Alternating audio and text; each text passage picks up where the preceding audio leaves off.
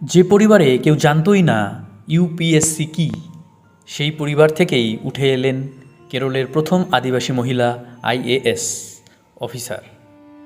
ভাবতে পারেন, একটি ছোট্ট আদিবাসী গ্রামের দরিদ্র পরিবার থেকে উঠে এসে দেশের অন্যতম কঠিন পরীক্ষায় সাফল্য অর্জন করে ইতিহাস গড়েছেন শ্রীধন্যা সুরেশ।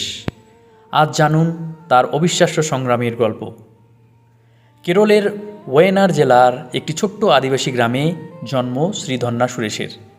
বাবা মা ছিলেন দিনমজুর। প্রতিদিনের পরিশ্রমে কোনো মতে চলত সংসার। অনেক সময় ন্যূনতম প্রয়োজনও পূরণ করা কঠিন হয়ে পড়ত।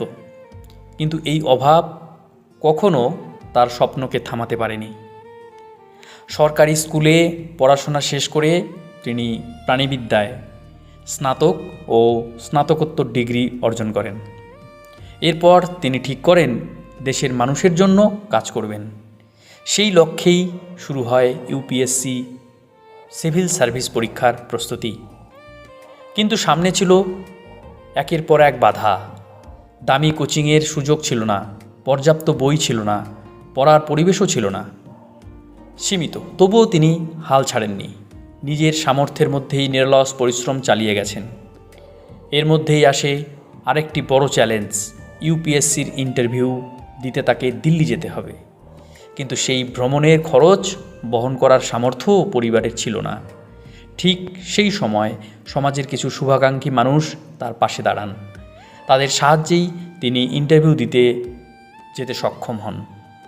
এর আগে তিনি ব্যর্থ হয়েছিলেন, কিন্তু প্রতিটি ব্যর্থতা থেকে শিক্ষা নিয়ে আরও দৃঢ় সংকল্পে আবার প্রস্তুতি নিয়েছেন।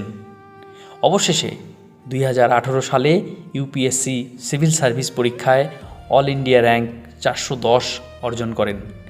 তিনি ইতিহাস সৃষ্টি করেন।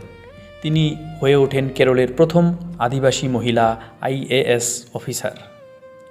শ্রীধন্যা সুরেশের গল্প শুধু একজন আইএএস অফিসার হওয়ার গল্প নয়, এটি সাহস, অধ্যবসায়, আত্মবিশ্বাস এবং শিক্ষার শক্তির গল্প। তিনি প্রমাণ করেছেন জন্ম বা আর্থিক অবস্থা কখনো মানুষের ভবিষ্যৎ নির্ধারণ করে না। প্রকৃত পরিচয় গড়ে ওঠে কঠোর পরিশ্রম, ধৈর্য এবং অদম্য ইচ্ছাশক্তির মাধ্যমে। আপনার জীবনেও হয়তো অনেক বাধা আছে, কিন্তু মনে রাখবেন, অভাব আপনার পথকে কঠিন করতে পারে, স্বপ্নকে নয়।